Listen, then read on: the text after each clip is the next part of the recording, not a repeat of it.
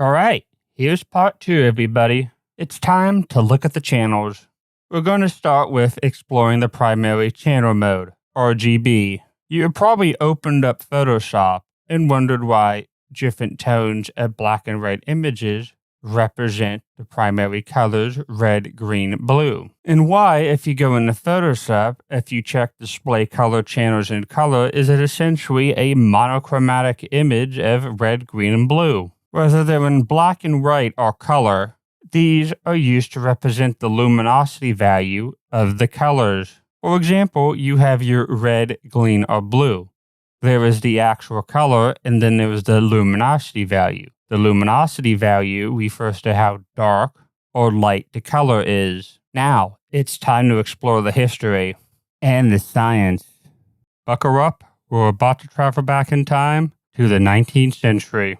The one thing to note quickly is, before we can get into the process of how this all-color photography thing works, we need to briefly talk about how black and white photography works. With black and white photography, we start out with a negative. The white parts of the image are actually the dark parts of the image, and the white parts of the image are the dark parts of the image. You make a print, whether that's on paper or metal, or if you project it, you wind up with a positive image. It's this tiny, tiny microscopic bits of silver that make up the image. Depending on how much of the silver got exposed to light, some less, some more, some parts will be darker, some parts will be lighter. It's these bits of silver with their different levels of brightness and lightness that make up the image. Your brain can't perceive all these tiny little particles, so it perceives a whole image. The device you're watching this right now actually lies on tiny little dots to make up an image, but we'll talk more about that later. Now with that out of the way, back to talking about RGB. That's right, the device you're watching this on right now uses RGB, red, green, and blue. By displaying these colors at different luminosity values, we are able to reproduce a color image, or rather, the illusion of color. Now with that introduction done, and with you guys buckled up, it's now time to travel back in time. In 1895, and meet James Clerk Maxwell and the photographer Thomas Sutton. You see, James Clerk Maxwell set out to prove a theory, the theory of Panchromatic color vision. This theory was postulated by two men, Thomas Young and Hermann von Helmholtz, and they turned out to be correct. You can test this for yourself before I go into the example of how their color process works. Their theorization is that humans couldn't see in proper color. Only colors we could see were red, green, and blue, and our eyes and brain mixed these together to form a proper color image. Check out this example. You can't tell what the colors are when the only light sources you have are red, green, and blue. It's not till you have white light, which is a mix of all of these three colors together, that you can actually tell what color the paint is. They didn't have electricity back then, so such a simple demonstration like this was not possible. Now let me show you how they went about proving this theory, and demonstrate how their color process worked. So let's get into the next example. These were not taken with colored film. They were taken in black and white. You're wondering, how on earth was it accomplished? Let me set up a demonstration. My digital camera is set to take black and white images. I put on a red filter, a green filter, and a blue filter. To better illustrate, here's the same photo taken in color on my digital camera. Now, let's look at the channels.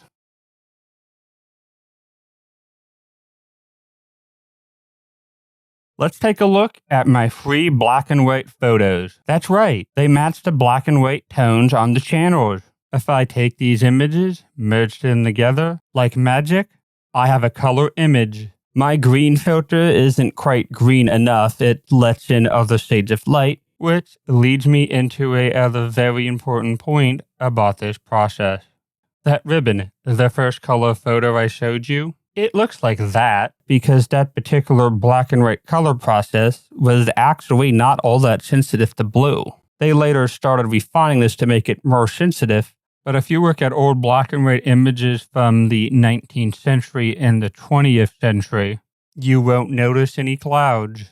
That's because blue and white light capture at a very similar value. Over the centuries and decades, they would make great strides to making film that had better sensitivity to blue.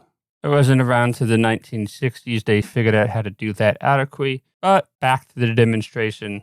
After taking the three negative photos, they would make a positive transparent print on glass, and then had a red filter, then the other one had a blue filter, and then the other one had a green filter. These three images would be projected onto the screen, producing a color image. This works because each of those luminosity values is unique. By capturing each of those luminosity values from each of those three colors separately, you're able to reconstruct the color.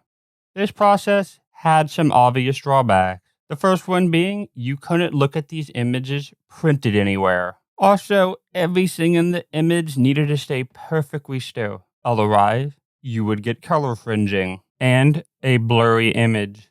Now, let's move in to the 20th century and take a look at an Autochrome. It's time to visit France and meet the Lumiere brothers in 1903. This process was invented by them, and it started to decline in the 1930s, and they stopped manufacturing it in the 1950s. This relied on a similar principle to the first method. Instead of projecting the image, it combined the colors and the luminosity values together. This was accomplished with potato starch dyed red, green, and blue. This process had four different parts. First was the glass, then the varnish, then the color screen. Sometimes there were gaps in between the starch layer, so they would brush in a little bit of lamplight to fill in the gaps. The varnish that went over the potato starch layer was used to protect it from the chemicals that would be used to process the light-sensitive emulsions on the back. And finally, the back is coated in a light-sensitive emulsion. Using the same type of silver nitrate the black and white photography does. After everything was done, the plate was manufactured, the photograph was taken, we were left with a positive color image.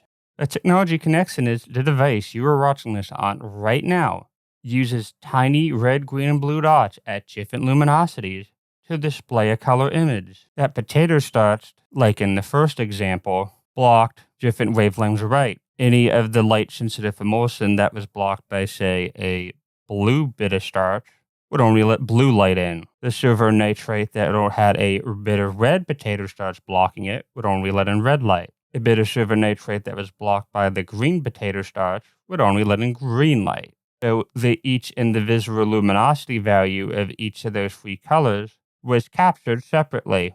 I want to very quickly, without going into too much technical detail, mention a other color process, Dufaycolor. This is a British color process developed by Louis Dufay. This was developed for motion pictures. This was a flexible film instead of rigid glass plate. It had the red, green, and blue in a mosaic pattern, and behind that was, of course, our silver nitrate. The technology connection being your device displays your pixels in a geometric pattern. It was developed in 1932, and they stopped manufacturing it in the 1950s. We're going to skip how they manufactured this and move on to the next color process, the Technicolor process that supplanted this method because it was superior. This might be the most interesting one.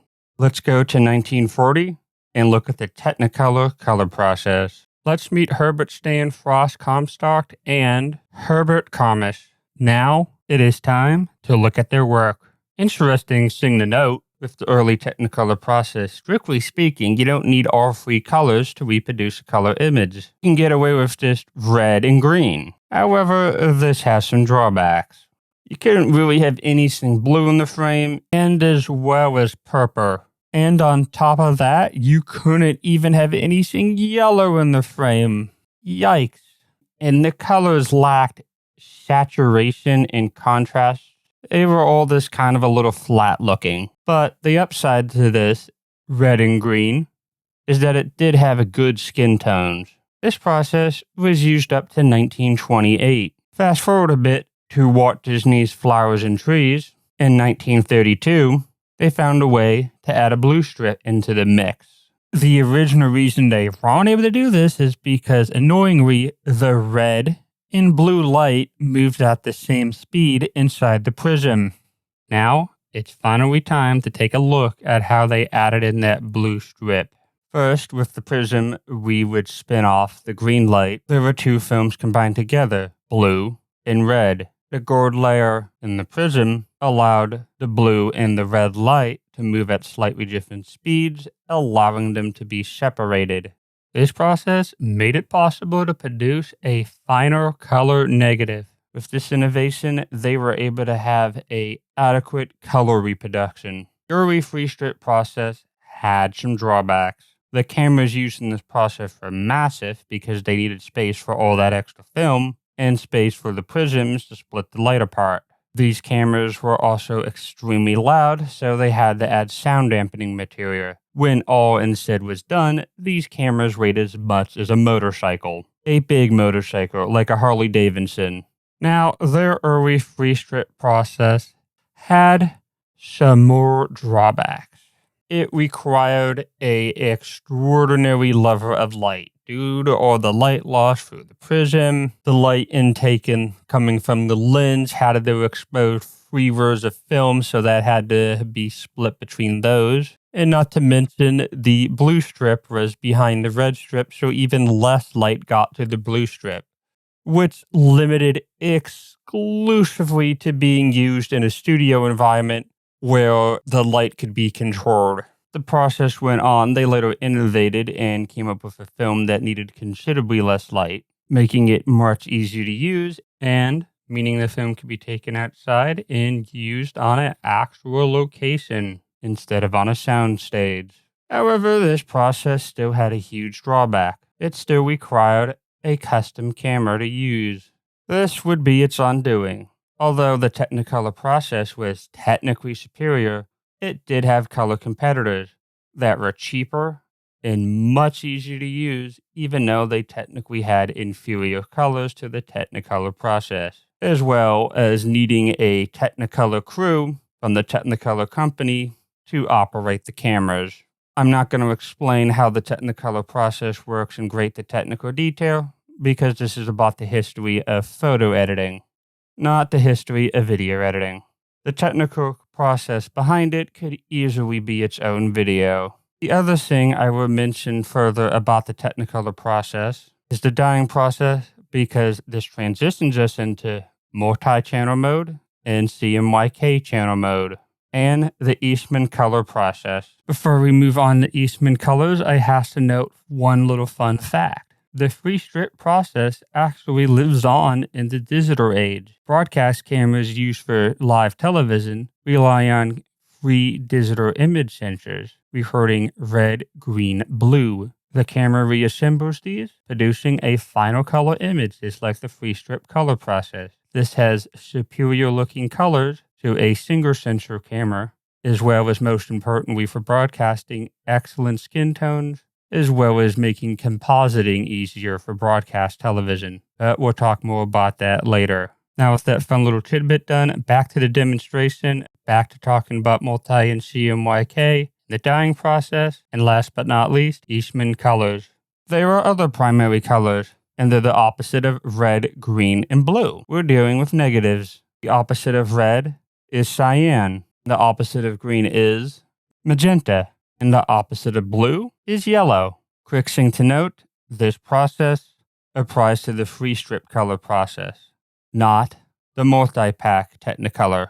Not going to go into that any further because it's not on topic. Just note that the multi-pack is different from the free strip color process I'm talking about. Once the blue, green, and red were dyed in their opposites and combined together, this produced a final color image. Multi and CMYK are a subtractive color process versus RGB, which is an additive color process. Meaning, in layman's terms, RGB relies on light being projected to reproduce color, versus multi or CMYK, which works by absorbing light and reflecting light to reproduce the color. Let's explore the difference between the additive color process and the subtractive color process by taking a closer look at Eastmancolors. Film and digital photography use the concept of mixing colors together to make color images. Note that other filmmakers copy this method. Eastmancolor was developed in 1953. Eastmancolor was based on Aqua color process, but Eastmancolor was superior to the Aqua color process. Note that Kodak went on to invent many different types of color film, and also note that many different types of color film existed alongside Eastmancolor at this time, but most of them work extremely similar to the Eastmancolor process. Eastmancolor layered together 3 different film dyes. The first one was yellow, then magenta, then cyan. This allowed the unique luminosity values of yellow, magenta, and cyan to be captured. The silver nitrate from the cyan and magenta dye-coupled layers would be washed away when the film was developed, leaving this to dye behind. And once all was said was done, you would wind up with a color negative.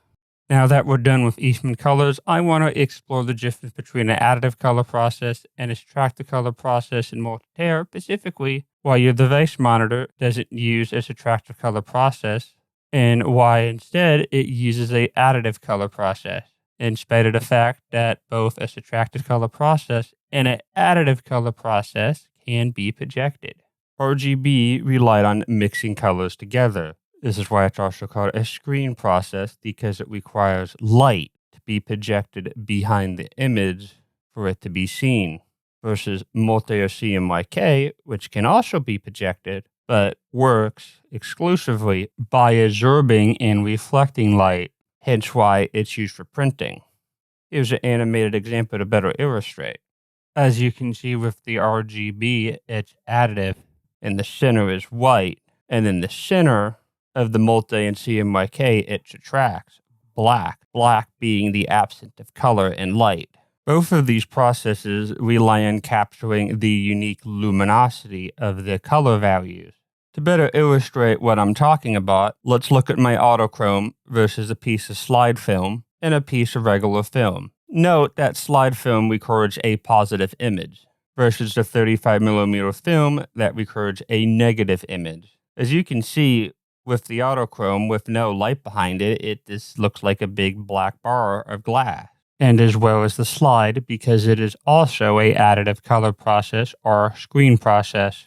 35mm film where you can actually see an image with no light projected behind it, because this process works by absorbing light and reflecting light. Both RGB, multi, and CMYK can be projected, but you can't use CMYK or multi in a screen process due to the fact that it exclusively relies on light being projected through the image to display information.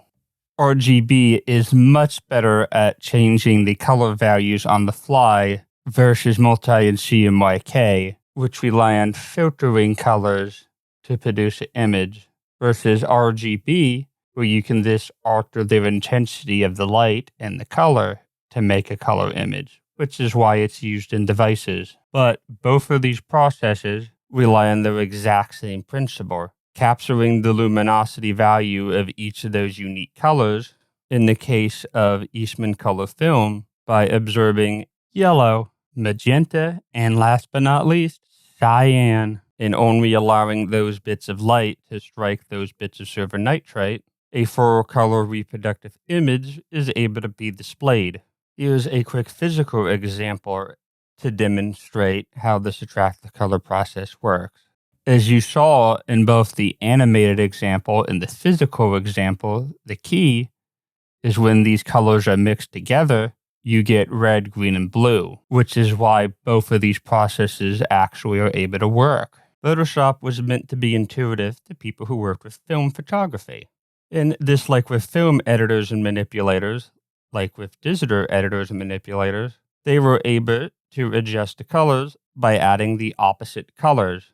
So when they went to go make prints, for example, if they wanted more blue in the image, they would put a blue filter in front of it, or a red or a green filter. Let's look at the color balance to better illustrate. Let's say they wanted less blue in the image.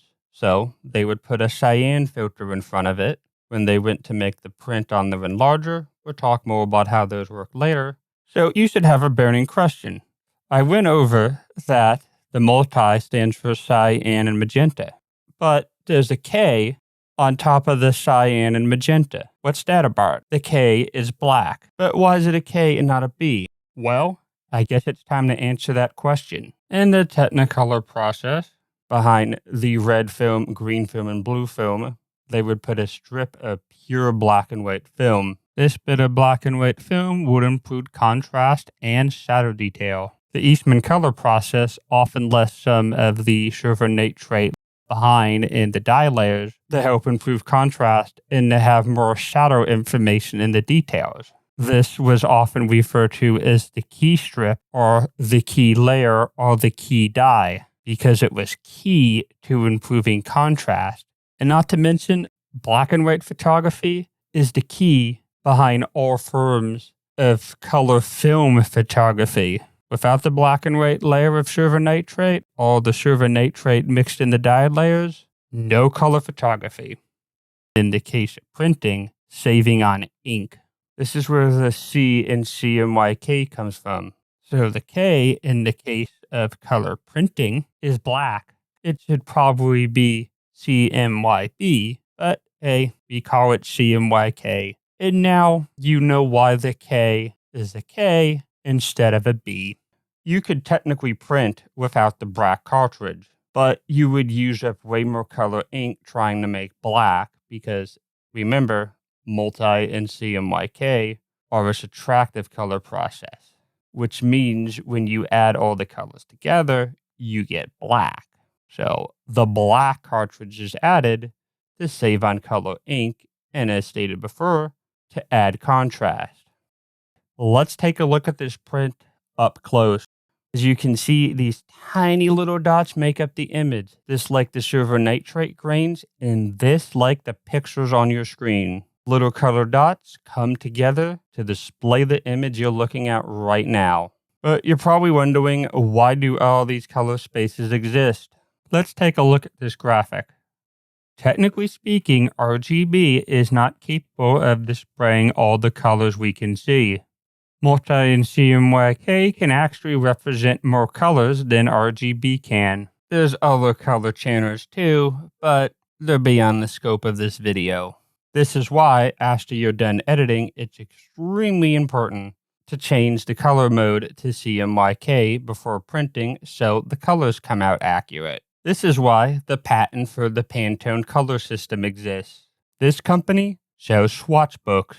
Let's click on the color swatch in Photoshop to explain why these swatch books exist and why the rest of all these color spaces exist. If we look, we have more than the RGB represented. These swatch books exist so graphic designers and companies can make sure the colors on their monitor will match when they are printed. As you see, when I pull the color slider around, the values change in each of them. These color books must be replaced yearly because the colors will fade. These swatch books exist so whatever material the design is printed on, regardless of material, will come out accurate. Before we end the video, there are two big takeaways.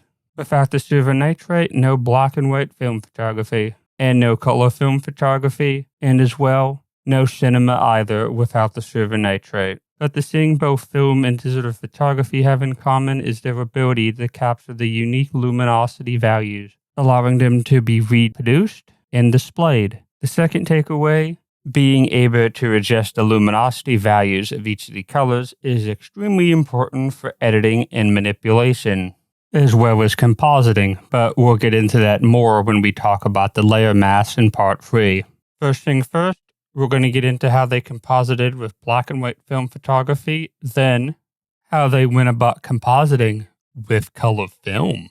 Well, this is the end of part 2. I hope you will join me for part 3. Thank you for watching. If you want to support the channel, please like and subscribe, and turn the bell notification on. You can follow me on Facebook and Instagram. You can support me on Redbubble, Society6, and Adobe Stock.